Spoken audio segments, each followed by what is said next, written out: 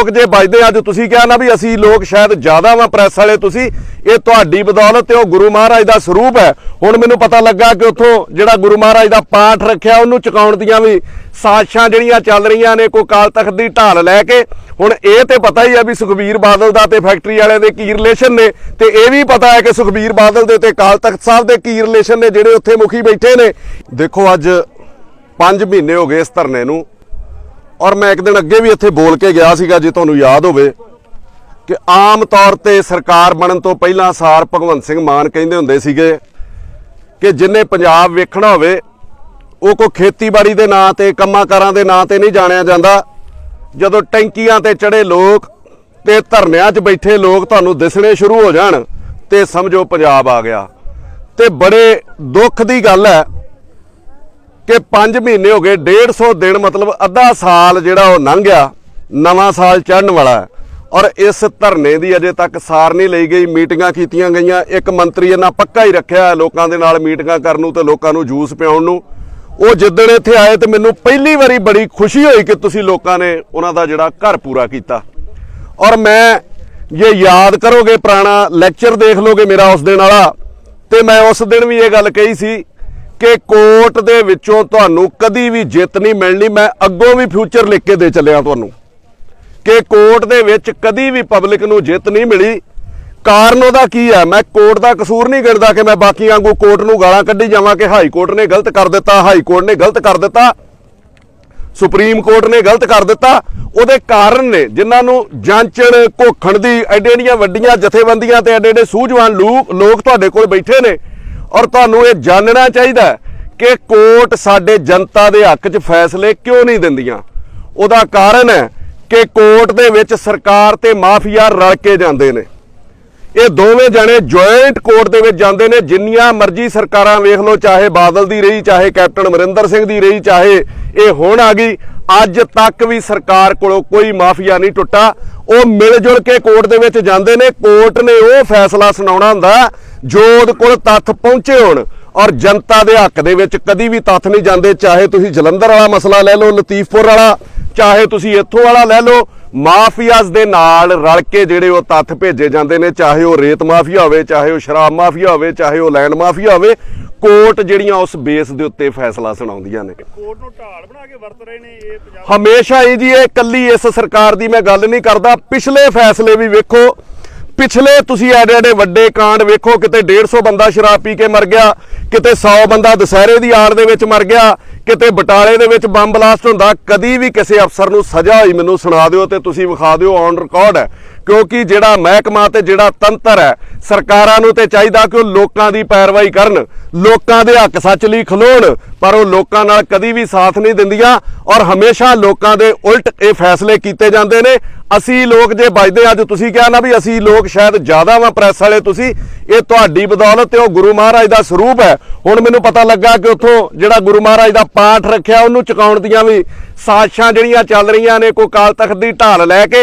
हुण ये तो पता ही है भी सुखबीर बादल का ते फैक्टरी वाले दे की रिलेशन ने, ते ये भी पता है कि सुखबीर बादल दे ते अकाल तख्त साहब दे की रिलेशन ने जिहड़े उत्थे मुखी बैठे ने। ये भी फैसले तुहाडे जिहड़े आ सकदे ने खिलाफ।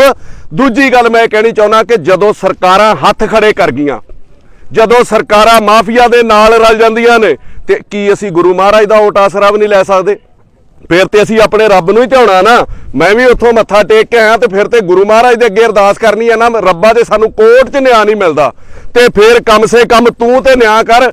अक्सर साडे नाल हुंदा की आ भी दशमेश तेरी कौम ते झुल्लियां बथेरियां, बचदे रहे आ सिर उत्ते रहमतां ने तेरियां, लिखिया जो डाडा धुर तो मुकद्दर ने मारिया, दुश्मन ने मारिया, कदे रहबर ने मारिया। तुसीं इतिहास दे विच कदी ये भी सुनिया कि किसी की प्रॉपर्टी अटैच कर ली जाए? तुसीं इतिहास दे विच कदी ये भी सुनिया कि उन्हां दे लाइसेंस कैंसल कर दिते जाण? की ये लोग गोली चला रहे सीगे पिंड वाले, इन्हां दे तुसीं लाइसेंस कैंसल करन नाल तुर पे?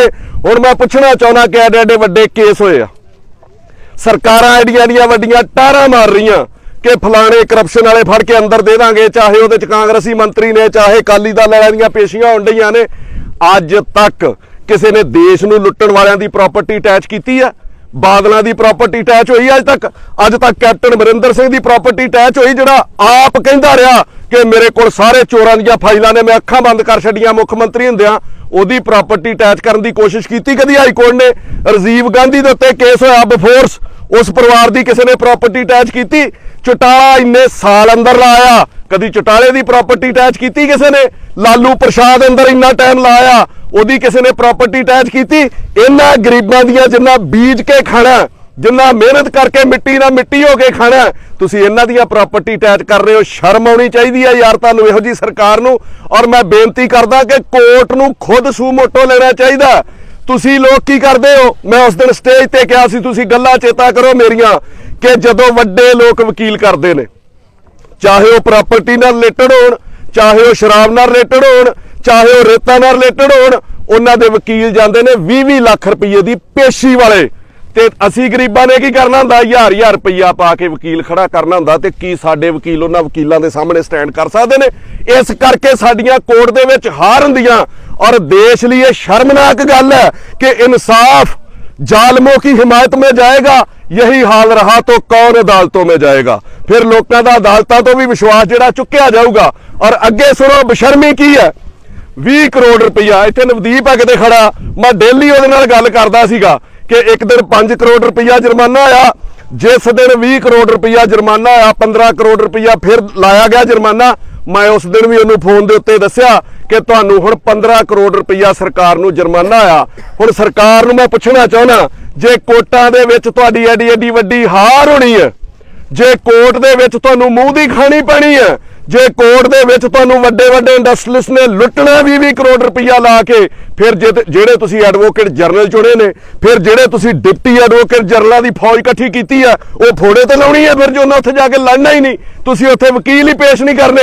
ਜੇ 20 ਕਰੋੜ ਰੁਪਇਆ ਤੁਹਾਨੂੰ ਜੁਰਮਾਨਾ ਹੋਣ ਦਾ ਖਤਰਾ ਸੀਗਾ, ਜੇ 5 ਕਰੋੜ ਪਹਿਲਾਂ ਹੋ ਚੁੱਕਾ ਸੀਗਾ, ਤੇ ਤੁਸੀਂ ਵੱਡੇ ਵਕੀਲ ਹਾਇਰ ਉਹਨਾਂ ਦੇ ਬਰਾਬਰ ਦੇ ਕਿਉਂ ਨਹੀਂ ਕੀਤੇ ਵੀ ਜਿਹੜੇ ਅੰਦਰ ਜਾ ਕੇ ਫਾਈਟ ਕਰਨ ਦੇ ਵਿੱਚ ਉੱਥੇ ਅਦਾਲਤ ਨੂੰ ਦੱਸਣ ਕਿ ਲੋਕ ਕਿਸ ਤਰ੍ਹਾਂ ਪੀੜਤ ਨੇ, ਲੋਕਾਂ ਦੇ ਹਾਲ ਕੀ ਨੇ। ਤੇ ਜਦੋਂ ਸਰਕਾਰ ਬਣਨੀ ਸੀ ਨਾ, ਤੁਸੀਂ ਸਾਰੇ ਜਾਣਦੇ ਹੋ ਕਿੱਦਾਂ ਦੇਸੀ ਜੇ ਮਤਲਬ ਲਿਬਾਸ ਦੇ ਵਿੱਚ ਭਗਵੰਤ ਮਾਨ ਆਉਂਦੇ ਸੀ, ਕਦੀ ਤੁਰਲਾ ਛੱਡ ਲਿਆ ਤੇ ਕਦੀ ਪੀਲੀ ਪੱਗ ਬੰਨ੍ਹ ਲਈ। ਅੱਜ ਭਗਵੰਤ ਮਾਨ 3-3 ਲੱਖ ਰੁਪਏ ਦੇ ਬੂਟ ਪਾਉਂਦੇ ਨੇ। ਉਦੋਂ ਸਾਡੇ ਨਾਲ ਵਾਅਦੇ ਕੀਤੇ ਸੀ ਇਹਨਾਂ ਨੇ, ਝਾੜੂ ਵਾਲਿਆਂ ਨੇ, ਕਿ ਇਹ ਲੋਕਾਂ ਦੀ ਸਰਕਾਰ ਹੈ, ਆ ਲੋਕਾਂ ਦੀਆਂ ਸੱਥਾਂ ਚੋਂ ਚੱਲੂਗੀ। ਅੱਜ ਮੈਂ ਤੁਹਾਨੂੰ ਪੁੱਛਦਾ, ਇਹ ਸੱਥਾਂ ਚੋਂ ਚੱਲਦੀ ਆ? ਇਹਨਾਂ ਵੀ ਸਾਡਾ ਉਹ ਹਾਲ ਕੀਤਾ। ਮੈਂ ਬੋਲਿਆ ਨਹੀਂ 6 ਮਹੀਨੇ ਇਹਨਾਂ ਦੇ ਉਲਟ। ਕਾਰਨ ਇਹ ਹੈ ਕਿ ਜਦੋਂ ਕੋਈ ਨਵਾਂ ਬੰਦਾ ਬਣਦਾ, ਬਥੇਰੇ ਲੋਕ ਕਹਿੰਦੇ ਰਲ ਗਏ, ਫਲਾਣਾ ਟਮਕਾਣਾ, ਮੌਕਾ ਦੇਣਾ ਚਾਹੀਦਾ। ਤੁਸੀਂ ਵੀ ਨਵੇਂ ਪੱਤਰਕਾਰ ਬਣੋਗੇ ਤੇ ਇਹਦਾ ਮਤਲਬ ਇਹ ਨਹੀਂ ਕਿ ਤੁਹਾਡੀਆਂ ਗਲਤੀਆਂ ਕੱਢਣੀਆਂ ਸ਼ੁਰੂ ਕਰ ਦਿੱਤੀਆਂ ਜਾਣ। 6 ਮਹੀਨੇ ਮੌਕਾ ਦਿੱਤਾ ਇਹਨਾਂ ਨੂੰ। ਹੁਣ ਜਿਹੜਾ ਪਾਣੀ ਆ ਉਹ ਸਿਰ ਤੋਂ ਲੰਘ ਗਿਆ, ਕੱਲੇ ਨੂੰ ਉੱਠਣਾ ਪਊਗਾ। ਕਿੰਨੇ ਕੁ ਬੰਦਿਆਂ ਨੂੰ ਅੰਦਰ ਦੇਣਗੇ? 3 FIR ਹੁਣ ਮੈਨੂੰ ਪਤਾ ਲੱਗਾ ਦਰਜ ਕੀਤੀਆਂ ਨੇ। 250-300 ਬੰਦੇ ਦੇ ਉੱਤੇ FIR ਦਰਜ ਕਰ ਦਿੱਤੀ ਗਈ, ਜਿਹਦੇ ਵਿੱਚ ਬਾਏ ਨੇਮ ਕੋਈ 40-50 ਬੰਦੇ ਨੇ। ਔਰ ਜਿਹੜੇ ਅਣਪਛਾਤੇ ਲਿਖਣੇ ਹੁੰਦੇ ਆ, ਉਹਦੇ ਵਿੱਚ ਹਊਆ ਬਣਾ ਲਿਆ ਜਾਂਦਾ ਵੀ ਇਹਦਾ ਨਾਂ ਨਾ ਆ ਜੇ, ਇਹਦਾ ਨਾ ਆ ਜੇ, ਤੇ ਆਪੋ ਆਪਣੇ ਤੌਰ ਤੇ ਥਾਣਿਆਂ 'ਚ ਫੋਨ ਕਰਕੇ ਪੁੱਛੋ ਵੀ ਭਾਜੀ ਮੈਂ ਤਾਂ ਨਹੀਂ ਹੈਗਾ। ਇਸ ਤਰੀਕੇ ਦਬਾਅ ਬਣਾਉਣ ਦੀ ਕੋਸ਼ਿਸ਼ ਕੀਤੀ ਗਈ ਆ। ਇਹ ਭਗਵੰਤ ਮਾਨ ਕਹਿੰਦੇ ਸੀਗੇ ਕਿ ਇਹ ਪਰਚਿਆਂ ਵਾਲੀਆਂ ਸਰਕਾਰਾਂ ਰਹੀਆਂ ਨੇ। ਅੱਜ ਕੀ ਗੱਲ ਪਰਚਿਆਂ ਵਾਲੀ ਸਰਕਾਰ ਨਹੀਂ ਕਿ 250-250 ਬੰਦੇ ਤੇ ਜਿਹੜੇ ਸ਼ਾਂਤਮਈ ਧਰਨੇ ਤੇ ਬੈਠੇ ਨੇ, ਉਹਨਾਂ ਦੇ ਉੱਤੇ FIR ਦਰਜ ਕੀਤੀਆਂ ਜਾ ਰਹੀਆਂ ਨੇ। ਸ਼ਰਮ ਨਹੀਂ ਆਉਂਦੀ ਤੁਹਾਨੂੰ ਕਿ ਵੋਟਾਂ ਲੈਣ ਵੇਲੇ ਤੁਸੀਂ ਕੀ ਕਹਿੰਦੇ ਸੀਗੇ? ਅੱਜ ਤੁਸੀਂ ਹਾਲਾਤ ਕੀ ਬਣਾ ਦਿੱਤੇ? ਕਿਉਂ ਮੁੱਕਰਦੇ ਹੋ? ਜਦੋਂ ਸੱਤਾ 'ਚ ਆ ਜਾਂਦੇ ਹੋ ਫਿਰ ਕੀ ਬਿੱਲੀ ਨਿੱਛ ਜਾਂਦੀ ਹੈ ਤੁਹਾਨੂੰ? ਮੈਂ ਕਹਿਣਾ ਚਾਹੁੰਦਾ ਭਗਵੰਤ ਸਿੰਘ ਮਾਨ ਨੂੰ ਕਿ ਜੇ ਚੰਨ ਤੇਰੀ ਇੰਜੀ ਪੂਰੀ ਪੈਂਦੀ ਹੈ, ਪਾਲਾ ਤੇਥੋਂ ਜਿੰਨੀ ਦੂਰੀ ਪੈਂਦੀ ਹੈ। ਜੇ ਚੰਨ ਤੇਰੀ ਇੰਜੀ ਪੂਰੀ ਪੈਂਦੀ ਹੈ, ਪਾਲਾ ਤੇਥੋਂ ਜਿੰਨੀ ਦੂਰੀ ਪੈਂਦੀ ਹੈ। ਪਹਿਲਾਂ ਤੋੜ ਨਿਭਾਉਣ ਦੇ ਵਾਅਦੇ ਕਰਦੇ ਨੇ, ਮਗਰੋਂ ਖੌਰੇ ਕੀ ਮਜਬੂਰੀ ਪੈਂਦੀ ਹੈ। ਹੁਣ ਕੀ ਮਜਬੂਰੀ ਪੈ ਗਈ? ਹੁਣ ਇਹਨਾਂ ਲੋਕਾਂ ਦੀ ਸਾਰ ਕਿਉਂ ਨਹੀਂ ਲੈਂਦੇ? ਅੱਗੇ ਆਓ। ਮੈਂ ਉਹਨੂੰ ਦੱਸਿਆ ਸੀ ਜੋ ਮੇਰਾ ਚੱਲਦਾ ਸੀਗਾ, ਮੈਂ ਕੱਲੀ ਗੱਲ ਤੁਹਾਡੇ ਮੋਰਚੇ ਨਾਲ ਸ਼ੇਅਰ ਕਰਦਾ ਸੀਗਾ। ਇੱਕ ਵਾਰ ਹੁਣ ਦੁੱਖ ਵਾਲੀ ਗੱਲ ਹੈ ਕਿ ਜਦੋਂ ਸੰਤ ਮਹਾਂਪੁਰਖ ਵੀ ਇਹੋ ਜਿਹੀਆਂ ਗੱਲਾਂ ਕਰਨ, ਸੰਤ ਸੀਚੇਵਾਲ ਹੋਣਾ ਦਾ ਮੈਨੂੰ ਫੋਨ ਆਉਂਦਾ ਕਿ ਤੁਸੀਂ ਮੋਰਚੇ ਤੇ ਗਏ ਸੀਗੇ, ਤੁਸੀਂ ਬੋਲ ਕੇ ਆਏ ਸੀਗੇ। ਮੈਂ ਕਿਹਾ ਜੀ ਹਾਂ, ਮੈਂ ਤੁਹਾਡੇ ਬਾਰੇ ਵੀ ਬੋਲਿਆ ਕਿ ਸੰਤ ਸੀਚੇਵਾਲ ਤਲੀ ਦੇ ਉੱਤੇ ਪਾਣੀ ਰੱਖ ਕੇ ਦੱਸ ਦਿੰਦੇ ਸੀ ਇਹਦਾ TDS ਕਿੰਨਾ, ਤੇ ਹੁਣ ਕੀ ਹੋ ਗਿਆ ਸੰਤ ਜੀ? ਮੈਨੂੰ ਕਹਿੰਦੇ ਕਿ ਉਹ ਫੈਕਟਰੀ ਦੇ ਜਿਹੜੇ ਸੈਂਪਲ ਨੇ ਉਹ ਚੈੱਕ ਕਰਾਏ ਗਏ ਨੇ ਔਰ ਠੀਕ ਨੇ। ਮੈਂ ਕਿਹਾ ਜੀ ਇਹ ਗੱਲ ਤੇ ਉਹਨਾਂ ਨੂੰ ਮੈਂ ਸਟੇਜ ਤੋਂ ਕਹਿਆ ਕਿ ਜਿੱਥੋਂ ਮਰਜ਼ੀ ਸੈਂਪਲ ਚੈੱਕ ਕਰਾ ਲਓ, ਜਿੰਨੇ ਮਰਜ਼ੀ ਸੈਂਪਲ ਚੈੱਕ ਕਰਾ ਲਓ। ਜੇ ਕੋਰਟ ਦੇ ਵਿੱਚ ਫੈਸਲੇ ਉਲਟ ਆ ਸਕਦੇ ਨੇ ਤੇ ਸੈਂਪਲਾਂ ਦੇ ਫੈਸਲੇ ਵੀ ਉਹਨਾਂ ਦੇ ਹੱਕ 'ਚ ਹੀ ਆਉਣੇ ਨੇ। ਤੁਹਾਨੂੰ ਥੋੜਾ ਨਿਆਂ ਕਰਨਾ ਚਾਹੀਦਾ ਸੀ ਜੇ ਉਹ ਸੈਂਪਲ ਠੀਕ ਸੀਗੇ। ਮੈਂ ਮੰਨ ਲਈ ਤੁਹਾਡੀ ਗੱਲ, ਮੈਂ ਇਸ ਚੀਜ਼ 'ਚ ਨਹੀਂ ਪੈਣਾ ਚਾਹੁੰਦਾ, ਨਾ ਮੈਂ ਹਾਈ ਕੋਰਟ ਦੇ ਫੈਸਲੇ 'ਚ ਪੈਣਾ ਚਾਹੁੰਦਾ। ਜੇ ਉਹ ਸੈਂਪਲ ਠੀਕ ਸੀਗੇ, ਤੁਸੀਂ ਇੱਕ ਗੁਨਾਹ ਕੀਤਾ ਮੇਰੀ ਨਿਗਾਹ ਦੇ ਵਿੱਚ ਕਿ ਤੁਸੀਂ ਰਾਜ ਸਭਾ ਮੈਂਬਰ ਕਿਉਂ ਬਣੇ। ਜੇ ਤੁਸੀਂ ਇੱਕ ਧਿਰ ਦੇ ਬਣ ਗਏ ਹੋ ਤੇ ਤੁਹਾਨੂੰ ਗੱਲਾਂ ਵੀ ਸੁਣਨੀਆਂ ਪੈਣਗੀਆਂ। ਸੰਤ ਜਿਹੜਾ ਹੁੰਦਾ ਉਹ ਸਾਰਿਆਂ ਦਾ ਸਾਂਝਾ ਹੁੰਦਾ, ਉਹਦੇ ਉੱਤੇ ਕੋਈ ਕਿੰਤੂ ਪਰੰਤੂ ਨਹੀਂ ਕਰਦਾ। ਇਹ ਤਾਂ ਨਹੀਂ ਕਿਸੇ ਨੂੰ ਕਿਹਾ ਜਾਂਦਾ ਇਹ ਕਾਂਗਰਸੀ ਸੰਤ ਹੈ, ਇਹ ਅਕਾਲੀ ਸੰਤ ਹੈ। ਤੁਸੀਂ ਸਾਰਿਆਂ ਦੇ ਸਾਂਝੇ ਸੀ, ਤੁਹਾਡਾ ਇਹ ਫੈਸਲਾ ਗਲਤ ਸੀਗਾ ਔਰ ਤੁਹਾਨੂੰ ਸੁਣ ਕੇ ਹੈਰਾਨੀ ਹੋਊਗੀ ਉਹਨਾਂ ਮੈਨੂੰ ਜਵਾਬ ਕੀ ਦਿੱਤਾ। ਮੈਂ ਝੂਠ ਜ਼ਿੰਦਗੀ 'ਚ ਨਹੀਂ ਮਾਰਦਾ ਕਦੀ। ਉਹ ਮੈਨੂੰ ਕਹਿੰਦੇ ਨੇ ਕਿ ਸਰਕਾਰ ਦੀ ਇਮੇਜ ਬੜੀ ਖਰਾਬ ਹੋ ਗਈ ਸੀ ਜਦੋਂ ਬਾਹਰੋਂ 5 ਰਾਜ ਸਭਾ ਮੈਂਬਰ ਚੁਣੇ ਸੀਗੇ, ਤੇ ਮੇਰੇ ਨਾਲ ਉਹ ਦੁੱਖ ਲੱਗਦਾ ਇਹ ਗੱਲਾਂ ਦਾ ਕਿ ਦਲਾਲੀ ਕੀਤੀ ਪੱਤਰਕਾਰਾਂ ਨੇ। ਹੁਣ ਉਹਨਾਂ ਦੇ ਮੈਂ ਨਾਂ ਨਹੀਂ ਲੈਂਦਾ, ਜੋ ਉਹਨਾਂ ਮੈਨੂੰ ਦੱਸੇ ਸੀਚੇਵਾਲ ਤੁਹਾਨੂੰ ਮਿਲਣਗੇ ਪੁੱਛਣਾ ਕਿ ਉਹਨਾਂ ਆ ਕੇ ਮੇਰੇ ਤੇ ਦਬਾਅ ਬਣਾਇਆ ਕਿ ਰਾਜ ਸਭਾ ਦੇ ਮੈਂਬਰ ਬਣ ਜਾਓ, ਸਰਕਾਰ ਦੀ ਇਮੇਜ ਬੜੀ ਖਰਾਬ ਹੈ। ਮੈਂ ਕਿਹਾ ਸਰਕਾਰ ਦੀ ਇਮੇਜ ਤੇ ਸੰਤ ਜੀ ਕਿਸੇ ਨਾ ਕਿਸੇ ਹੱਦ ਤੱਕ ਠੀਕ ਹੋ ਗਈ, ਤੁਹਾਡੀ ਇਮੇਜ ਜਿਹੜੀ ਉਹ ਖਰਾਬ ਹੋ ਗਈ ਲੋਕਾਂ ਦੇ ਵਿੱਚ। ਸੋਚ ਸਮਝ ਕੇ ਜਿਹੜਾ ਬੰਦਾ ਜਿਹਨੂੰ ਸਤਿਕਾਰ ਮਿਲਦਾ ਜਨਤਾ ਕੋਲੋਂ, ਜਿਹਨੂੰ ਪਿਆਰ ਮਿਲਦਾ ਜਨਤਾ ਕੋਲੋਂ, ਉਹਨੂੰ ਸਾਰਿਆਂ ਦਾ ਸਾਂਝਾ ਰਹਿਣਾ ਚਾਹੀਦਾ। ਤੁਹਾਨੂੰ ਇਹ ਫੈਸਲੇ ਜਿਹੜੇ ਬਹੁਤ ਸੋਚ ਵਿਚਾਰ ਕੇ ਕਰਨੇ ਚਾਹੀਦੇ ਨੇ। ਔਰ ਸੰਤ ਜੀ ਮੈਂ ਇੱਕ ਸਲਾਹ ਦੇ ਕੇ ਚੱਲਿਆ ਤੁਹਾਨੂੰ ਕੋਈ ਚੇਅਰਮੈਨ ਨਹੀਂ ਲਾਇਆ ਵੀ ਸਰਕਾਰ ਲਾ ਸਕਦੀ ਹੈ।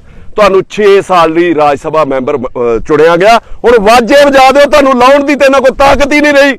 ਤੁਹਾਡਾ ਕੀ ਕਰ ਲੈਣਗੇ ਫਿਰ? ਕੀ ਮਜਬੂਰੀਆਂ ਨੇ ਕਿ ਇਹਨਾਂ ਲੋਕਾਂ ਦੀ ਸਾਰ ਨਹੀਂ ਲਈ ਜਾ ਰਹੀ। ਮੈਂ ਇੱਕ ਚੀਜ਼ ਸਪਸ਼ਟ ਕਰਨੀ ਚਾਹੁੰਦਾ, ਮੈਂ ਰਾਤ ਵੀ ਕਹੀ ਸੀ, ਮੈਨੂੰ ਨਹੀਂ ਪਤਾ ਕਿੱਥੇ ਕੌਣ ਗਲਤ ਹੈ ਕੌਣ ਠੀਕ ਹੈ, ਕਿ ਕੀ ਫੈਸਲਾ ਕੀ ਪਿੰਡ ਵਾਲੇ ਚਾਹੁੰਦੇ ਨੇ। ਮੈਂ ਜ਼ਿੰਦਗੀ 'ਚ ਕਿਸੇ ਦੇ ਉੱਤੇ ਫੈਸਲਾ ਥੋਪਿਆ ਨਹੀਂ, ਨਾ ਮੈਂ ਸਰਕਾਰਾਂ ਦੀ ਦਲਾਲੀ ਕੀਤੀ ਹੈ ਕਿ ਤੁਸੀਂ ਮੰਨ ਜਾਓ, ਤੁਸੀਂ ਉਹਨਾਂ ਦੀਆਂ ਸ਼ਰਤਾਂ ਮੰਨ ਜਾਓ। ਜੋ ਲੋਕਾਂ ਦੀ ਰੋਹ ਤੇ ਜੋ ਲੋਕਾਂ ਦੇ ਇਮੋਸ਼ਨਸ ਤੇ ਫੀਲਿੰਗਸ ਨੇ, ਭਾਵਨਾਵਾਂ, ਮੈਂ ਹਮੇਸ਼ਾ ਉਹਦੀ ਕਦਰ ਕੀਤੀ ਹੈ। ਮੇਰੇ ਇੱਥੇ ਆਉਣ ਦਾ ਮੁੱਖ ਕਾਰਨ ਕੀ ਹੈ ਕਿ ਜੋ ਤਰੀਕਾ ਸਰਕਾਰ ਵੱਲੋਂ ਰੁਪਈਆ ਅਪਣਾਇਆ ਜਾ ਰਿਹਾ ਹੈ ਕਿ ਇਸ ਤਰੀਕੇ ਪੁਲਿਸ ਲਾ ਕੇ ਜਾਇਦਾਦ ਅਟੈਚ ਕਰਕੇ ਲੋਕਾਂ ਨੂੰ ਡਰਾ ਕੇ, ਉਹਦੀ ਨਿੰਦਾ ਕਰਨ ਮੈਂ ਅੱਜ ਵੀ ਆਇਆ ਕਿ ਇਹ ਤੁਹਾਡਾ ਤਰੀਕਾ ਠੀਕ ਨਹੀਂ। ਜਨਤਾ ਦੀ ਸਰਕਾਰ ਸੀਗੀ, ਇਹਨਾਂ ਦੀ ਜਨਤਕ ਤੌਰ ਦੇ ਉੱਤੇ ਤੁਸੀਂ ਇਹਨਾਂ ਦੀ ਤਸੱਲੀ ਕਰਾਓ, ਇਹਨਾਂ ਨੂੰ ਮਿਲੋ ਗਿਲੋ। ਜੇ ਕੋਈ ਕਮੀਆਂ ਪੇਸ਼ੀਆਂ ਸੀ ਆਪਸ ਦੇ ਵਿੱਚ ਦੂਰੀਆਂ ਪਈਆਂ ਨੇ ਤਾਂ ਉਹਨੂੰ ਦੂਰ ਕਰੋ। ਪਰ ਜਿਹੜਾ ਤੁਸੀਂ ਤਰੀਕਾ ਅਪਣਾ ਲਿਆ, ਤੁਸੀਂ ਕਿਹਨੂੰ ਡਰਾਓਗੇ। 500 ਬੰਦੇ ਦੇ ਉੱਤੇ ਤੁਸੀਂ ਪਰਚਾ ਦੇ ਦਿੱਤਾ, ਉਸ ਦਿਨ ਤੁਸੀਂ ਇੱਕ ਪੱਤਰਕਾਰ ਦੇ ਉੱਤੇ ਪਰਚਾ ਦੇ ਦਿੱਤਾ। ਕਿੰਨੇ ਕੁ ਆਵਾਮ ਦੀ ਆਵਾਜ਼ ਬੰਦ ਕਰੋਗੇ? ਕਿੰਨੇ ਕੁ ਪੰਜਾਬੀਆਂ ਨੂੰ ਡਰਾਓਗੇ? ਮੈਂ ਤੁਹਾਨੂੰ ਨਸੀਹਤ ਦੇਣੀ ਚਾਹੁੰਦਾ ਸਰਕਾਰ ਨੂੰ ਕਿ ਨੁਕਤਾਚੀਨੀ ਸਹਿਣੀ ਸਿੱਖੋ। ਇਹ ਗਲਤੀਆਂ ਜੇ ਸੁਧਾਰੋਗੇ ਤੇ ਲੋਕ ਤੁਹਾਨੂੰ ਦੁਬਾਰਾ ਵੀ ਮੌਕਾ ਦੇਣਗੇ। ਜੇ ਨਹੀਂ ਕਰੋਗੇ ਤੇ ਤੁਹਾਡੇ ਹੰਕਾਰ ਦਾ ਵੀ ਜਿਹੜਾ ਭਾਂਡਾ ਭੱਜੂਗਾ, ਅੱਜ ਮੈਨੂੰ ਅੰਦਰ ਦੇ ਦਿਓ, ਕੱਲ ਇਹਨੂੰ ਦੇ ਦਿਓ, ਪਰਸੋਂ ਇਹਨਾਂ ਨੂੰ ਅੰਦਰ ਦੇ ਦਿਓ। ਇਹੋ ਜਿਹੇ ਕਈ ਲੋਕ ਹੋਰ ਉੱਠਣਗੇ ਜਿਹੜੇ ਤੁਹਾਡੇ ਖਿਲਾਫ ਬਗਾਵਤ ਕਰਨਗੇ। ਪੰਜਾਬੀਆਂ ਦੇ ਖੂਨ 'ਚ ਹੈ। ਮੇਰੀ ਆਵਾਜ਼ ਤੁਸੀਂ ਡਰਾ ਕੇ ਬੰਦ ਨਹੀਂ ਕਰਾ ਸਕਦੇ। ਮੈਂ ਕਹਿਣਾ ਚਾਹੁੰਦਾ ਕੇਜਰੀਵਾਲ ਤੇ ਭਗਵੰਤ ਮਾਨ ਨੂੰ ਤੇ ਜਿਹੜੇ ਉਹਦੇ ਉੱਤੇ ਸਰਕਾਰ ਚਲਾਉਣ ਦੇ ਨੇ ਕਿ ਮੈਂ ਪਿਆਰ ਆਪਣੇ ਮੁਲਕ ਸੇ ਜਾਲੀ नहीं करता, पुरखों की विरासत कभी खाली नहीं करता, छाती पे चढ़ के बोलना आदत है मेरी, मैं कभी हुकूमत की दलाली नहीं करता। ਤੁਹਾਡੇ ਦਲਾਲ ਨਾ ਜ਼ਿੰਦਗੀ 'ਚ ਬਣੇ ਨਾ ਬਣेगे। ਔਰ ਦੁੱਖ ਕਿੱਥੇ ਲੱਗਦਾ? ਇਹ ਮੋਰਚਾ ਮੇਰਾ, ਇਹ ਮੋਰਚਾ ਇਹਨਾਂ ਦਾ, ਇਹ ਕਿਸਾਨ ਜਥੇਬੰਦੀਆਂ ਆਪੋਜੀਸ਼ਨ ਨੇ ਜਾਂ ਮਨਦੀਪ ਸਿੰਘ ਮੰਨਾ ਆਪੋਜੀਸ਼ਨ ਹੈ ਜਾਂ ਪੱਤਰਕਾਰ ਆਪੋਜੀਸ਼ਨ ਨੇ। ਜਿਹੜੀਆਂ ਪਾਰਟੀਆਂ ਆਪੋਜੀਸ਼ਨ ਦੇ ਵਿੱਚ ਨੇ ਉਹਦੇ ਵਿੱਚ ਅਕਾਲੀ ਦਲ, ਉਹਦੇ ਵਿੱਚ ਕਾਂਗਰਸ, ਫਰਜ਼ ਤੇ ਉਹਨਾਂ ਦਾ ਬਣਦਾ ਸੀਗਾ ਕਿ ਸਰਕਾਰ ਦੀ ਛਾਤੀ ਦੇ ਉੱਤੇ ਚੜ ਕੇ ਨੱਚਦੇ ਤਾਂ ਉਹਨਾਂ ਨੂੰ ਦੱਸਦੇ ਆ ਗਲਤ ਹੈ। ਜੇ ਇੱਥੇ ਫੋਰਸ ਲੱਗੀ ਹੈ, ਜੇ ਇੱਥੇ ਡੀਸੀ ਲੱਗਾ, ਜਿੱਥੇ ਐਸਐਸਪੀ ਲੱਗਾ ਤੇ ਮਦਈ ਹੋ ਕੇ ਉਹਨਾਂ ਨਾਲ ਬਹਿਸ ਕਰਦੇ, ਉਹਨਾਂ ਦਾ ਫਰਜ਼ ਬਣਦਾ ਤੁਹਾਡੀ ਅਗਵਾਈ ਕਰਨਾ, ਕਿਉਂਕਿ ਅਗਲੀ ਵਾਰੀ ਵੋਟਾਂ ਉਹਨਾਂ ਫਿਰ ਮੰਗਣ ਆਉਣਾ। ਪਰ ਦੁੱਖ ਕਿਸ ਗੱਲ ਦਾ? ਉਹਨਾਂ ਨੂੰ ਉਹਨਾਂ ਦੀਆਂ ਚੋਰੀਆਂ ਨੇ ਨੱਪ ਲਿਆ, ਉਹਨਾਂ ਨੂੰ ਗੋਡਿਆਂ ਹੱਥ ਲੈ ਲਿਆ ਸਾਰਿਆਂ ਨੂੰ, ਕਿਉਂਕਿ ਪਿੱਛੇ ਪਾਪ ਹੀ ਬੜੇ ਕੀਤੇ ਆ ਔਰ ਪਾਪ ਸਾਰਿਆਂ ਨੂੰ ਡਰਾਉਂਦਾ ਹੈ। ਸ਼ਰਮ ਆਉਣੀ ਚਾਹੀਦੀ ਉਹਨਾਂ ਨੂੰ ਵੀ। ਤੁਸੀਂ ਕਿਸ ਤਰ੍ਹਾਂ ਅੱਗੋਂ ਅਗਵਾਈ ਕਰਨ ਦੀਆਂ ਗੱਲਾਂ ਕਰੋਗੇ ਜੇ ਹਜ਼ਾਰਾਂ ਲੋਕ ਇੱਥੇ ਰੋਜ਼ ਹਾਜ਼ਰੀ ਭਰਦੇ ਆ, ਦੁਹਾਈ ਦਿੰਦੇ ਆ। ਇਹਨਾਂ ਦੇ ਵਿੱਚ ਬੈਠ ਕੇ ਇਹਨਾਂ ਦੀ ਤਸੱਲੀ ਕਰਾਉਣ ਨਾਲੋਂ ਫੈਸਲਾ ਤੁਸੀਂ ਕਰੋ ਫੈਕਟਰੀ ਚੱਲਣੀ ਹੈ ਜਾਂ ਨਹੀਂ ਚੱਲਣੀ, ਉਹ ਤੁਹਾਡਾ ਮੈਟਰ ਹੈ। ਪਰ ਮੈਂ ਕਹਿੰਦਾ ਕਿ ਉਹਨਾਂ ਨੂੰ ਆਪਣੀ ਜ਼ਿੰਮੇਵਾਰੀ ਜਿਹੜੀ ਉਹ ਨਿਭਾਉਣੀ ਚਾਹੀਦੀ ਸੀ, ਕੋਈ ਵੀ ਨਹੀਂ ਨਿਭਾ ਰਿਹਾ। ਹੁਣ ਤੁਹਾਨੂੰ ਮੈਂ ਇੱਕ ਚੀਜ਼ ਚੇਤਾ ਕਰਾਉਣਾ ਚਾਹੁੰਦਾ, ਮੋਦੀ ਸਾਹਿਬ ਨੇ ਇੱਕ ਵਾਰੀ ਸੂਟ ਪਾਇਆ ਸੀ 10 ਲੱਖ ਦਾ। ਪੂਰੇ ਦੇਸ਼ ਦੇ ਵਿੱਚ ਕਿੱਡਾ ਵੱਡਾ ਬਵਾਲ ਉੱਠਿਆ ਸੀਗਾ ਕਿ ਮੋਦੀ ਨੇ 10 ਲੱਖ ਦੇ ਕੱਪੜੇ ਪਾ ਲਏ। ਮੋਦੀ ਦਾ ਰੱਜ ਕੇ ਪ੍ਰਧਾਨ ਮੰਤਰੀ ਦਾ ਜਲੂਸ ਕੱਢਿਆ ਸੀਗਾ। 4-5 ਦਿਨ ਪਹਿਲਾਂ ਭਗਵੰਤ ਮਾਨ ਹੋਣਾ ਦੀ ਫੋਟੋ ਆਉਂਦੀ, ਉਹਨੇ ਤੇ ਸੂਟ 10 ਲੱਖ ਦਾ ਪਾਇਆ ਸੀਗਾ। ਮਾਨ ਸਾਹਿਬ ਜੁੱਤੀ 3.5 ਲੱਖ ਦੀ ਪਾਈ ਫਿਰਦੇ ਸੀ ਗੁੱਚੀ ਦੀ। ਔਰ ਉਹ ਅੱਗੋਂ ਕੀ ਕਹਿੰਦੇ ਨੇ, ਮੇਰੇ ਬੂਟਾਂ ਵੱਲ ਧਿਆਨ ਨਾ ਦਿਓ। ਮੈਂ ਪੁੱਛਣਾ ਚਾਹੁੰਦਾ ਮਾਨ ਸਾਹਿਬ, ਜਦੋਂ ਮੁੱਖ ਮੰਤਰੀ ਨਹੀਂ ਸੀ ਕਿ ਉਦੋਂ ਵੀ ਗੁੱਚੀ ਪਾਉਂਦੇ ਸੀ ਤੇ ਫਿਰ ਸਾਨੂੰ ਇਤਰਾਜ਼ ਨਾ ਹੁੰਦਾ? ਉਦੋਂ ਵੀ ਅਰਮਾਨੀ, ਕਈ ਮੰਤਰੀ ਇਹਨਾਂ ਦੇ ਅਰਮਾਨੀ ਦੀਆਂ ਜੈਕਟਾਂ ਪਾਈ ਫਿਰਦੇ ਨੇ। ਮਤਲਬ ਪਾਉਣ ਦਾ ਹੱਕ ਹੈ, ਮੈਨੂੰ ਵੀ ਸ਼ੌਕ ਹੈ, ਪਰ ਮੈਂ ਕੋਈ ਬੜਿਆ ਤਾਂ ਨਹੀਂ। ਬਣਨ ਤੋਂ ਪਹਿਲਾਂ ਜੇ ਤੁਸੀਂ ਇਹ ਲੀੜਾ ਲੱਤਾਂ ਪਾਉਂਦੇ ਸੀ ਤੇ ਫਿਰ ਸਾਨੂੰ ਕੋਈ ਇਤਰਾਜ਼ ਨਾ ਹੁੰਦਾ। 3-3 ਲੱਖ ਰੁਪਏ ਦੇ ਬੂਟ, ਇੰਨੀ ਤੇ ਮੁੱਖ ਮੰਤਰੀ ਦੀ ਤਨਖਾਹ ਨਹੀਂ ਹੋ ਸਕਦੀ, ਇੰਨੇ ਤੇ ਮੁੱਖ ਮੰਤਰੀ ਦੇ TADA ਨਹੀਂ ਹੋ ਸਕਦੇ ਕਿ 3-3 4-4 ਲੱਖ ਦੀਆਂ ਜੁੱਤੀਆਂ ਪਾਓ ਤੇ ਫਿਰ ਤੁਸੀਂ ਆਂਦੇ ਮੈਨੂੰ ਸਵਾਲ ਵੀ ਨਾ ਕਰੋ। ਪ੍ਰੈਸ ਦੇ ਵਿੱਚ ਕਹਿੰਦੇ ਸੀ, ਉਹਨੇ ਤੇ ਪ੍ਰੈਸ 'ਚ ਕਹਿ ਦਿੱਤਾ ਵੀ ਮੈਨੂੰ ਸਵਾਲ ਨਾ ਕਰਿਓ, ਤੇ ਕਿਸੇ ਆਪੋਜੀਸ਼ਨ ਵਾਲੇ ਦੀ ਹਿੰਮਤ ਪਈ ਵੀ ਉਹਦੀ ਜੁੱਤੀ ਦੇ ਉੱਤੇ ਸਵਾਲ ਕਰਦੇ ਹੋਏ ਵੀ 4 ਲੱਖ ਦੀ ਜੁੱਤੀ ਪਾਈ ਫਿਰਦਾ। ਮਾਨ ਸਾਹਿਬ, ਤੁਹਾਡੇ ਲਈ 2 ਲੈਣਾ ਮੈਂ ਕਹਿਣੀਆਂ ਚਾਹੁੰਦਾ। ਮੈਨੂੰ ਪਤਾ ਹੈ ਕਿ ਪਹਿਲਾਂ ਕੀ ਹਾਲਤ ਸੀ, ਕਿਸ ਤਰ੍ਹਾਂ ਸਾਦੇ ਰਹਿੰਦੇ ਸੀਗੇ ਗੱਡੀ ਦੇ ਵਿੱਚ ਤੁਸੀਂ, ਤੇ ਹੁਣ ਤੁਸੀਂ ਕਿਹੜੇ ਸਟਾਈਲ 'ਚ ਰਹਿੰਦੇ ਹੋ। 3-3 ਲੱਖ ਦੀਆਂ ਜੁੱਤੀਆਂ ਤੇ ਮੰਤਰੀ ਤੁਹਾਡੇ 1.5 ਲੱਖ ਦੀਆਂ ਜੈਕਟਾਂ ਪਾਉਂਦੇ ਨੇ। ਉਹਨਾਂ ਸਾਰਿਆਂ ਨੂੰ ਮੈਂ ਕਹਿਣਾ ਚਾਹੁੰਦਾ ਕਿ ਆਪਣੇ ਲੈਵਲ 'ਚ ਰਹੋ, ਜਨਤਾ ਦੇ ਬਣ ਕੇ ਰਹੋ। ਕਿ ਅਮੀਰੇ शहर को मैं तब से जानता हूं जमीन के कपड़े धोने के साबुन से जब वो नहाया करता था। ਤੁਹਾਨੂੰ ਤੇ ਉਦੋਂ ਤੇ ਜਾਣਦੇ ਆ ਵੀ ਜਦੋਂ ਮੰਤਰੀ ਤੁਹਾਡੇ ਕੱਪੜੇ ਧੋਣ ਵਾਲੇ ਸਾਬਣ ਨਾਲ ਨਹਾਉਂਦੇ ਸੀ। ਹੁਣ 4-4 ਲੱਖ ਦੀਆਂ ਜੁੱਤੀਆਂ ਪਾਓਗੇ। ਬਦਲ ਫਿਰ ਉਹਨਾਂ ਦਾ ਆਪਣਾ ਹੀ ਆਇਆ। ਮੈਂ ਤੇ ਕਹਿੰਦਾ, ਕੱਲ ਮੈਂ ਬੜਾ ਸੋਹਣਾ ਸੁਣਦਾ ਸੀਗਾ ਇੱਥੋਂ, ਉਹ ਮੰਤਰੀ ਦੇ ਸਾਹਮਣੇ ਬੋਲ ਰਹੇ ਸੀਗੇ ਕਿ ਬਦਲਾ ਨਹੀਂ ਆਇਆ, ਇਹ ਬਦਲਾ ਹੈ। ਸਾਨੂੰ ਸਮਝਾ ਤੇ ਦਿੱਤਾ ਜਾਵੇ, ਬਦਲਾ। ਤੁਸੀਂ ਦੇਖੋ, ਦੂਜੀ ਚੀਜ਼ ਮੈਂ ਇੱਕ ਚੀਜ਼ ਹੋਰ ਕਲੀਅਰ ਕਰਨੀ ਚਾਹੁੰਦਾ, ਸ਼ਾਇਦ ਕੋਈ ਸਹਿਮਤ ਹੋਵੇ। ਮੈਂ ਕਿਸੇ ਵੀ ਫੈਕਟਰੀ ਦੀ ਉਲਟ ਨਹੀਂ, ਪਰ ਮੈਂ ਇਹ ਵੀ ਗੱਲ ਕਹਿਣੀ ਚਾਹੁੰਦਾ ਕਿ ਲੋਕਾਂ ਦੀ ਜਾਨ ਦੇ ਉੱਤੇ ਖੇਡ ਕੇ ਥੋੜਾ ਫੈਕਟਰੀਆਂ ਚੱਲਣੀਆਂ ਚਾਹੀਦੀਆਂ ਨੇ। ਲੋਕਾਂ ਨੂੰ ਬਿਮਾਰ ਕਰਕੇ ਥੋੜਾ ਫੈਕਟਰੀਆਂ ਚੱਲਣੀਆਂ ਚਾਹੀਦੀਆਂ ਨੇ। ਲੋਕਾਂ ਨੂੰ ਸਾਰੀਆਂ ਫੈਕਟਰੀਆਂ ਵਾਲੇ ਜਿੰਨੇ ਵੀ ਹੋਰ ਨੇ ਪੰਜਾਬ ਦੇ ਵਿੱਚ ਆਪਣੇ ਮਾਪਦੰਡ ਸਹੀ ਕਰ ਲੈਣ, ਕਿਉਂਕਿ ਜਨਤਾ ਜਾਗਰੂਕ ਹੋ ਚੁੱਕੀ ਹੈ। ਇਸ ਤੋਂ ਬਾਅਦ ਹੋਰ ਕਿੱਥੇ ਮੋਰਚੇ ਲੱਗਣਗੇ, ਉੱਥੇ ਨੌਬਤ ਨਾ ਆਵੇ। ਸਾਡੇ ਬੱਚਿਆਂ ਦਾ ਰੁਜ਼ਗਾਰ ਵੀ ਜੁੜਿਆ ਉਹਦੇ ਨਾਲ, ਪਰ ਤੁਸੀਂ ਤੇ ਸਹੀ ਤਰੀਕੇ ਨਾਲ ਚਲਾਓ ਨਾ ਯਾਰ ਇਹਨਾਂ ਨੂੰ। ਫੈਕਟਰੀਆਂ ਦੇ ਵਿੱਚ ਮਾਪਦੰਡ ਤੈਅ ਕਿਉਂ ਨਹੀਂ ਸੀ? ਪਹਿਲਾਂ ਚੱਲਦੀਆਂ ਹੀ ਮਾਫੀਆਜ਼ ਦੇ ਸਿਰ ਤੇ ਰਹੀਆਂ। ਕੱਲੀ ਇਹ ਨਹੀਂ, ਹੋਰ ਵੀ ਸਾਡੇ ਸ਼ਹਿਰ ਦੇ ਵਿੱਚ, ਕਿਉਂਕਿ ਕਿਸੇ ਨਾ ਕਿਸੇ ਦੇ ਲੀਡਰ ਨਾਲ ਲਿੰਕ ਨੇ। ਨਾ ਕੋਈ ਨੂੰ ਪੁੱਛਣ ਆਉਂਦਾ, ਨਾ ਕੋਈ ਨੂੰ ਜਾਂਚਣ ਆਉਂਦਾ ਪੋਲੂਸ਼ਨ ਵਾਲਾ, ਨਾ ਕੋਈ ਬਿਜਲੀ ਵਾਲਾ ਰੇਡ ਕਰਦਾ, ਕਿਉਂਕਿ ਪਿੱਛੇ ਮੁੱਖ ਮੰਤਰੀ ਤੇ ਇਲਾਕੇ ਦੇ MLA ਦਾ ਹੱਥ ਹੁੰਦਾ। ਉਸ ਤੋਂ ਬਾਅਦ ਜਿਹੜਾ ਲੋਕਾਂ ਦਾ ਘਾਣ ਹੁੰਦਾ, ਉਹਦੇ 5-7-10 ਸਾਲ ਬਾਅਦ ਰਿਜ਼ਲਟ ਆਉਂਦੇ ਨੇ, ਅੱਜ ਜਿਹੜੇ ਤੁਹਾਡੇ ਸਾਹਮਣੇ ਆ ਰਹੇ ਨੇ। ਸੋ ਪਹਿਲਾਂ ਹੀ ਆਪਣੇ ਮਾਪਦੰਡ ਠੀਕ ਰੱਖੇ ਜਾਣ, ਪਹਿਲਾਂ ਹੀ ਆਪਣਾ ਜਿਹੜਾ ਰਵੱਈਆ ਠੀਕ ਰੱਖਿਆ ਜਾਵੇ, ਪਹਿਲਾਂ ਹੀ ਲੋਕਾਂ ਦੇ ਨਾਲ ਆਪਸੀ ਭਾਈਚਾਰਾ ਠੀਕ ਰੱਖਿਆ ਜਾਵੇ। ਜੇ ਕਿਤੇ ਨਿੱਕਾ ਜਿਹਾ ਬੰਦਾ ਵੀ ਇੱਥੇ ਪ੍ਰੋਬਲਮ ਕੀ ਹੈ ਸਰ ਸਾਹਿਬ, ਪ੍ਰੋਬਲਮ ਇਹ ਆਉਂਦੀ ਹੈ ਕਿ ਤੁਸੀਂ ਬੜੀ ਵੱਡੀ ਇੰਡਸਟਰੀ 'ਚ ਬੜੇ ਵੱਡੇ ਨੇਤਾ ਹੋ ਤੇ ਲੋਕੀ ਕੀ ਕਰਦੇ ਨੇ, ਮੇਰੇ ਵਰਗਾ ਸਵਾਲ ਕਰ ਲੈਂਦਾ, ਇਹਦੇ ਵਰਗਾ ਸਵਾਲ ਕਰ ਲੈਂਦਾ, ਤੇ ਵੱਡੇ ਪੋਲੀਟੀਸ਼ੀਅਨ ਵੀ ਇਹ ਜਵਾਬ ਦਿੰਦੇ ਨੇ ਤੇ ਫੈਕਟਰੀ ਵਾਲੇ ਵੀ ਇਹ ਦਿੰਦੇ ਨੇ। ਇਹਦਾ ਕੀ ਲੈਵਲ ਹੈ ਯਾਰ?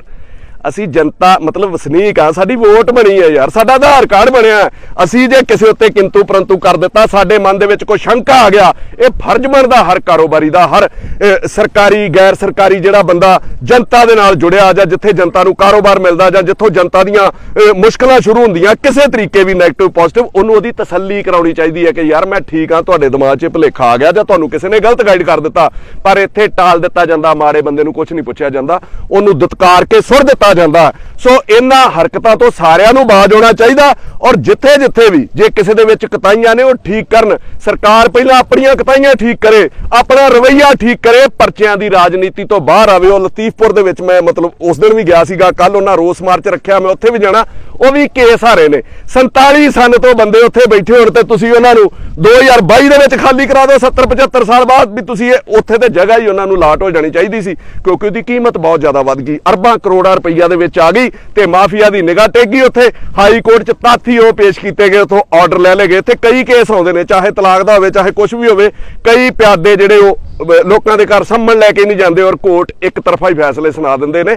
ਸੋ ਇਹਨਾਂ ਚੀਜ਼ਾਂ ਦੇ ਉੱਤੇ ਨਿਗਰਾਨੀ ਕਰਨੀ ਬੜਾ ਜ਼ਿਆਦਾ ਜ਼ਰੂਰੀ ਹੈ। ਵਕੀਲ ਲੈ ਕੇ ਤੁਸੀਂ ਨਹੀਂ ਲੜ ਸਕਦੇ। ਮੈਂ ਫਿਰ ਤੁਹਾਨੂੰ ਕਹਿਣ ਲੱਗਾ, ਇਹ ਕੋਰਟ ਨੂੰ ਖੁਦ ਸੂ ਮੋਟੋ ਲੈਣੇ ਚਾਹੀਦੇ ਨੇ, ਕੋਰਟ ਨੂੰ ਖੁਦ ਧਿਆਨ ਦੇਣਾ ਚਾਹੀਦਾ। ਪਰ ਇੱਥੇ ਦੁਨੀਆ ਦਾ ਦੁੱਖ ਦਰਦ ਨਾਲ ਜਿਹੜਾ ਸੁਣਨ ਵਾਲਾ, ਉਹ ਵੱਡੇ ਲੋਕਾਂ ਦੇ ਦੁੱਖ ਸੁਣੇ ਜਾਂਦੇ ਨੇ, ਗਰੀਬਾਂ ਨੂੰ ਕੋਈ ਨਹੀਂ ਪੁੱਛਦਾ। ਕਿੰਨੀਆਂ ਕਿ ਸੜਕਾਂ ਪੱਕੀਆਂ ਹੋ ਗਈਆਂ, ਕਿੰਨੇ ਕੁ ਘਰਾਂ 'ਚ ਟਾਇਲਟ ਬਣ ਗਏ ਸਰਕਾਰ ਬਣਨ ਤੋਂ ਬਾਅਦ, ਜਿਨ੍ਹਾਂ ਕੋਲ ਨਹੀਂ ਗੁਜ਼ਾਰੇ ਜੋਗਾ ਕੁਛ ਹੈਗਾ। ਕਿੰਨਿਆਂ ਕੁ ਘਰਾਂ ਦੇ ਵਿੱਚ ਰਾਸ਼ਨ ਆਉਂਦਾ। ਇਹਨਾਂ ਚੀਜ਼ਾਂ ਤੇ ਕੋਈ ਧਿਆਨ ਨਹੀਂ ਦਿੰਦਾ, ਸਿਰਫ ਵੱਡੇ ਲੋਕਾਂ ਨੂੰ ਖੁਸ਼ ਇਸ ਕਰਕੇ ਕੀਤਾ ਜਾਂਦਾ। ਇਲੈਕਸ਼ਨ ਵੇਲੇ ਉਹ ਮੋਟਾ ਫੰਡ ਦਿੰਦੇ ਨੇ ਔਰ ਸਾਰੇ ਪੋਲੀਟੀਸ਼ੀਅਨ ਦੇ ਦਿਮਾਗ 'ਚ ਇੱਕ ਗੱਲ ਕਰ ਗਈ ਹੈ ਕਿ ਅਸੀਂ ਪੈਸੇ ਨਾਲ ਜਿੱਤ ਜੰਨੇ ਆ, ਪੈਸਾ ਖਰਚ ਕਰਾਂਗੇ। ਇਹ ਸਮਾਂ ਦੁਬਾਰਾ ਨਹੀਂ ਆਉਣਾ ਕਿ ਬਾਦਲ ਤੇ ਕਾਂਗਰਸੀਆਂ ਨੂੰ ਲਾਉਣ ਲਈ ਅਸੀਂ ਤੁਹਾਨੂੰ ਚੁਣ ਲਿਆ। ਮੈਂ ਅੱਗੇ ਵੀ ਇਹਨਾਂ ਨੂੰ ਇੱਕ ਗੱਲ ਕਹੀ ਸੀ ਕਿ ਤੁਸੀਂ ਵੀ ਉਹ ਰਵੱਈਆ ਸਾਨੂੰ ਨਾ ਅਪਣਾਉਣ ਲਈ ਮਜਬੂਰ ਕਰੋ ਕਿ ਕੱਲ ਨੂੰ ਸਾਨੂੰ ਵੀ ਵੇਖਣਾ ਪਵੇ ਵੀ ਤੁਹਾਨੂੰ ਗਲੋਂ ਲਾਉਣ ਲਈ ਅਸੀਂ ਕਿਸੇ ਮਾੜੇ ਤੋਂ ਮਾੜੇ ਨੂੰ ਚੁਣ ਲਈਏ। ਸਾਡੀ ਪੰਜਾਬ ਦੀ ਇੰਨੀ ਦੁਰਗਤ ਨਾ ਕਰੋ, ਸਾਡੇ ਦਿਲ ਦੀਆਂ ਸਾਡੀਆਂ ਭਾਵਨਾਵਾਂ ਦੀ ਕਦਰ ਕਰੋ। ਮੈਂ ਜ਼ਰੂਰ ਕਹਿਣਾ ਚਾਹੁੰਦਾ ਕਿ ਸਾਡੀ ਸੁਣਦਾ ਕੋਈ ਨਹੀਂ ਕਿ ਦਿਲ ਦਰਿਆ ਸਮੁੰਦਰੋਂ ਡੂੰਘੇ, ਕੌਣ ਦਿਲਾਂ ਦੀਆਂ ਜਾਣੇ, ਵਿੱਚੇ ਚੱਪੂ ਵਿੱਚੇ ਬੇੜੀ ਵਿੱਚੇ ਵੰਝ ਮੁਹਾਣੇ, ਜਿੰਨੀਆਂ ਤਨ ਮੇਰੇ ਤੇ ਲੱਗੀਆਂ ਤੇਰੇ ਇੱਕ ਲੱਗੇ ਤੂੰ ਜਾਣੇ। ਗੁਲਾਮ ਫਰੀਦਾ ਦਿਨ ਉੱਥੇ ਜਾਈਏ ਜਿੱਥੇ ਅਗਲਾ ਕਦਰ ਵੀ ਜਾਣੇ। ਸਾਨੂੰ ਕੋਈ ਕਦਰ ਜਾਣਨ ਵਾਲਾ ਮਿਲਿਆ ਹੀ ਨਹੀਂ।